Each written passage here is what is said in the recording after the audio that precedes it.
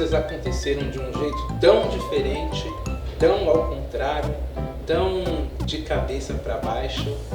Olá famílias e alunos, essa é a hora do aluno de agosto. Bora participar? Conta aí pra gente, o que você faria se de repente o mundo ficasse de cabeça para baixo? Para participar, basta postar um vídeo de até 30 segundos lá no nosso Instagram com a hashtag Saberes em Casa. A gente se vê! Olá, educandos e educandas da EJA do ciclo 1. Tudo bem com vocês? Bom, mais uma vez, sejam muito bem-vindos e muito bem-vindas a mais um programa aqui dos Saberes em Casa. Bom, eu tenho uma pergunta para fazer para vocês. Vocês estão se cuidando, né? Me digam se vocês estão seguindo ainda os protocolos os protocolos sanitários. Espero que sim. E aí, me digam também se vocês conseguiram fazer a atividade proposta no programa anterior. Responder aquelas perguntas que eu deixei para vocês e, claro, compartilhar com a gente. Então ainda dá tempo, hein? Falando nisso, eu vou mostrar para vocês agora 2 vídeos, né, de 2 alunos, de uma aluna, da aluna Jandira, e outro do aluno Sandro, os dois da EPG Mário Lago, que compartilharam com a gente, respondendo as perguntas que a gente falou sobre trabalho infantil. Vamos dar uma olhada nos vídeos? Oi, boa noite. Eu me chamo Jandira, sou aluna da Escola Mário Lago. Quando eu era menina, eu trabalhava na roça com meus pais. Para ajudar eles, eu trabalhava na roça, na colheita, plantava, colhia, plantava arroz, feijão. Até mandioca a gente ia arrancar para fazer farinha, para fazer para tirar a goma, fazer a tapioca, né, que fala da tapioca, mas é o beiju que a gente chama lá. E desde pequena que eu comecei a trabalhar, trabalhei muito cedo, por isso que eu não tive chance de estudar. Até que a gente ia para a escola, mas tinha outras brincadeiras para fazer, a gente deixava de ir para a escola para brincar, então a oportunidade foi muito pouca. E minha mãe e meu pai não deu muita assim, importância para nossos estudos. Então, na hora da gente ir para a escola brincar, não ia estudar. E aí a gente, na infância da gente foi isso. Então minha infância não foi muito boa. Uma coisa que eu queria era ter aprendido a ler de pequena. Hoje eu tô tentando para me alcançar meu objetivo. Tô na escola Mário Lago e não tem como mais voltar para a infância. Agora é só seguir em frente. Meu nome é Sandro, sou do estado da Bahia, mas hoje eu moro aqui em São Paulo, estudo aqui na escola Mário Lago de Guarulhos. Estou aqui para me passar um pouquinho do que eu passei com 10 anos, quando era bem novo. Eu comecei a estudar, a trabalhar com 10 anos, 10, 11 anos, para ajudar minha mãe na roça. Trabalhar na roça para ajudar minha mãe, que ela era mãe e pai para nós. E eu não me dediquei na escola, eu precisei trabalhar, bem novo. Eu também não me arrependo, porque hoje eu sou uma pessoa trabalhador, que hoje eu cuido da minha família. E hoje eu estudo aqui na escola Mário Lago e eu quero aprender a ler. Obrigado. Legal, né? Bom, obrigada aí aos alunos e à coordenadora Silvana da EPG Mário Lago. Vocês se lembram do nosso programa anterior? Pois é, a gente falou sobre trabalho infantil, direitos da criança e do adolescente, e eu deixei aquela proposta lá que eu acabei de falar e a gente acabou de ver os vídeos, né? Bom, a gente vai falar um pouquinho mais sobre esse assunto no programa de hoje. Vamos continuar então falando sobre trabalho infantil, que é um tema preocupante, né? Um pouco triste, mas é bem importante. Vocês imaginam quais seriam as piores formas de trabalho? Vamos pensar um pouquinho? Vou deixar um tempinho para vocês pensarem, tá bom?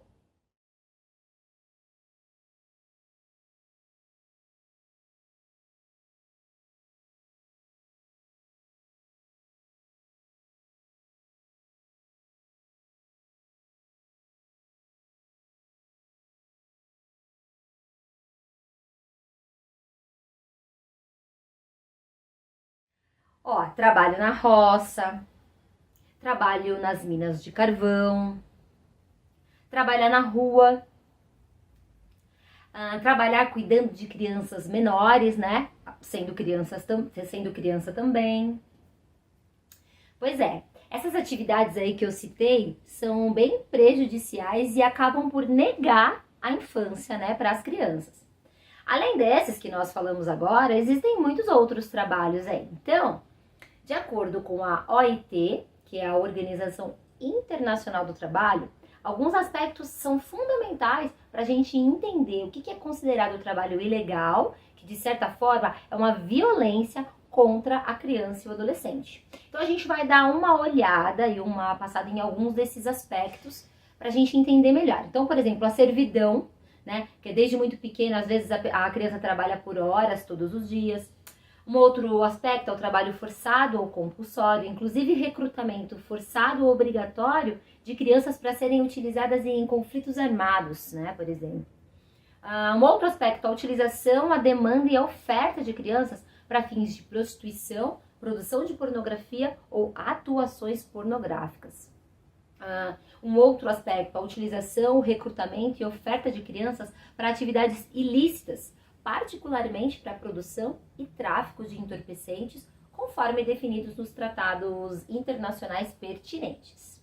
Também trabalhos que, por sua natureza ou pelas circunstâncias em que são executados, podem prejudicar a saúde, a segurança e a moral daquela criança.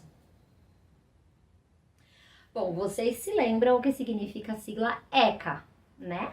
É isso mesmo, ó, Estatuto da Criança e do Adolescente. A gente aprendeu um pouquinho sobre esse estatuto no programa anterior. Quem aí se lembra? Ele foi construído na perspectiva de criarmos gerações de cidadãos conscientes dos seus direitos e dos seus deveres, né? Aí é bem importante para esse contexto a gente falar sobre cidadania. Quem aí vai me dizer o que é cidadania?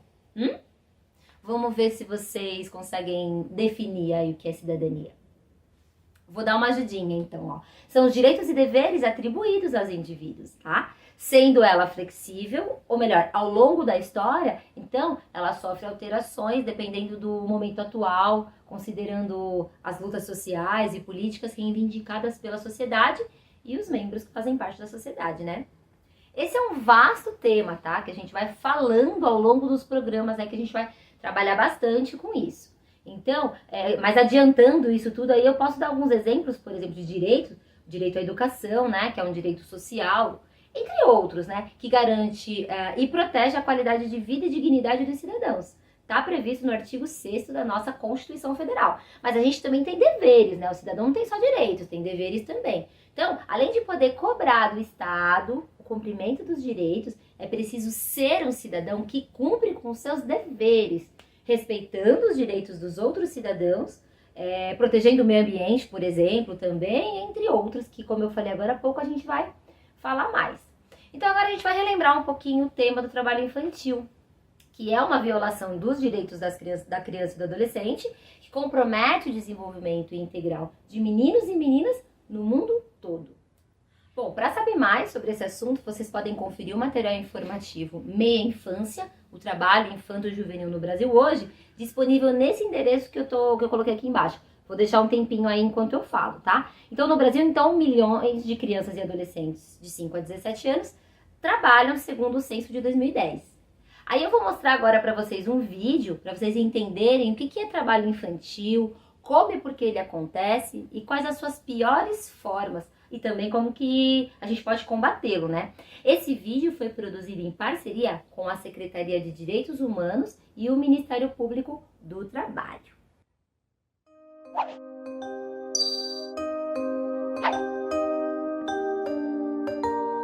Você sabia que não são só os adultos que trabalham? Infelizmente, há muitas crianças e adolescentes assumindo vida de gente grande antes do tempo. Vamos ver isso mais de perto.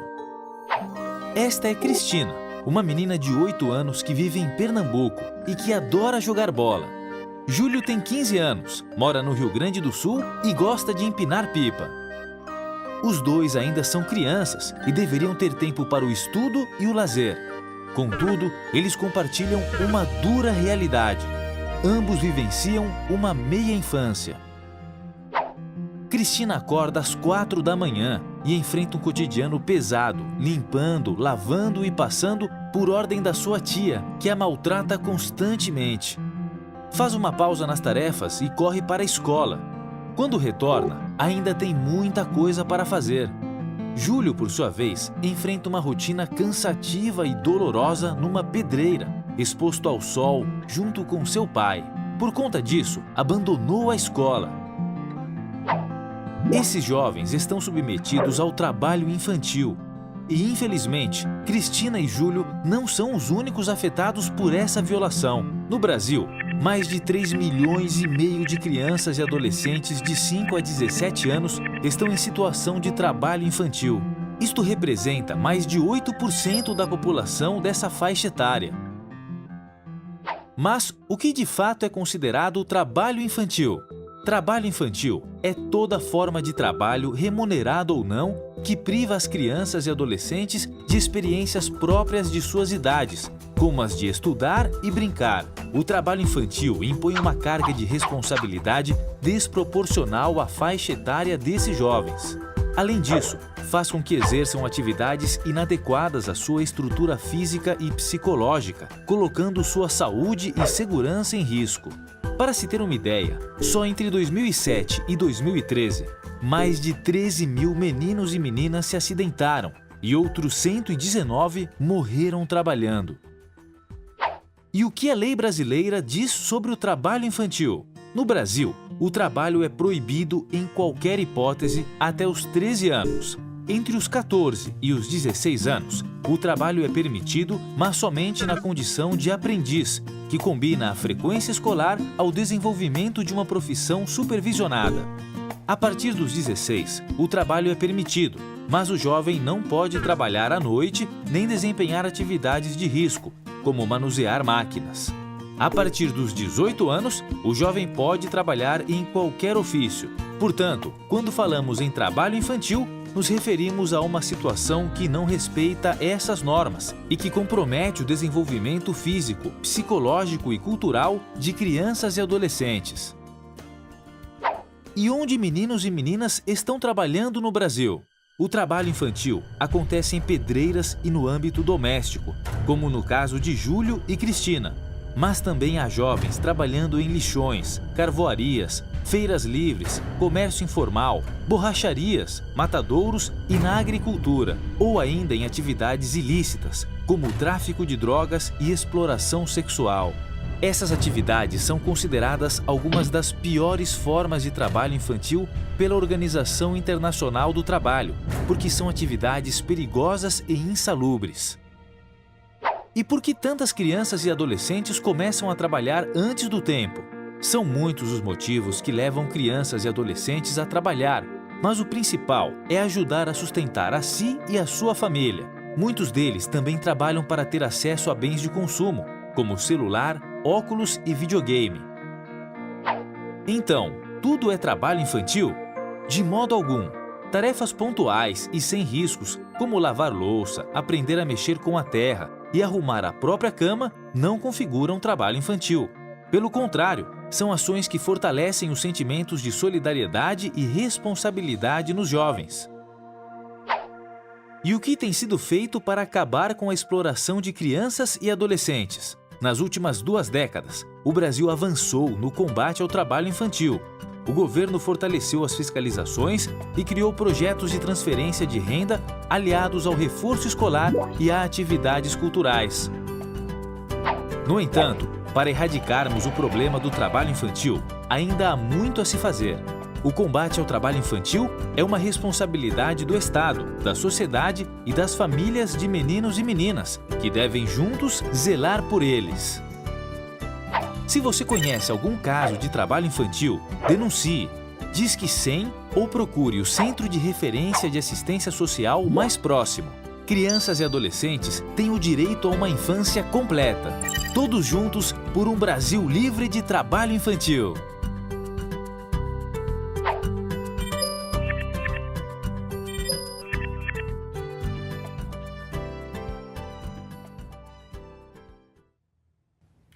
Gostaram do vídeo? agora a gente vai para a nossa proposta de atividade de hoje, o desafio de hoje. Estão preparados? Então vamos lá. No programa anterior eu dei 3 perguntas. Hoje vou pedir para vocês responderem uma única pergunta. O que você considera a exploração de trabalho infantil? Mas eu preciso que para responder essa pergunta vocês sejam sinceros, né? O que vocês acham de verdade, que seja... que mesmo que a sua resposta seja diferente de tudo que a gente está falando aqui no programa, o que você acha, é a sua opinião, tá? Você pode relatar com texto, desenhar, gravar um vídeo, né? Como eu tinha dito no programa passado. E aí você pode compartilhar com a gente através do e-mail, ejadoep@guarulhos.sp.gov.br, por esse e-mail, pedindo ajuda para o professor, para a professora de vocês, ou vocês mesmos podem compartilhar. Vocês podem compartilhar também com a gente pela hashtag, né, pelas redes sociais, usando a hashtag Saberes em Casa, e a gente vai ficar aguardando o compartilhamento de vocês. Lembra que lá no comecinho do programa eu coloquei algumas atividades, algumas produções que a gente recebeu, então a gente está esperando a sua, manda pra gente, tá bom? O programa de hoje vai ficando por aqui. Muito obrigada de novo pela companhia. Eu te vejo no próximo programa. E não se esqueçam, cuidem-se. Tchau, tchau.